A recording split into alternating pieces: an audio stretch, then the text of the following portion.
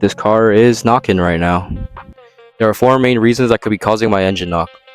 One is my spark plug, two is the coil pack, three is the fuel injector, and four is my supercharger intercooler bricks.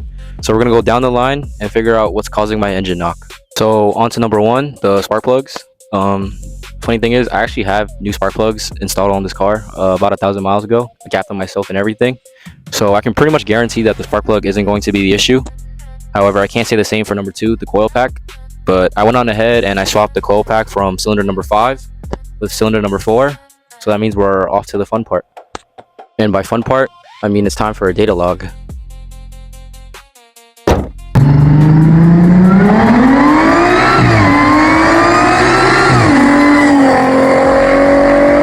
So that pretty much wraps up this video.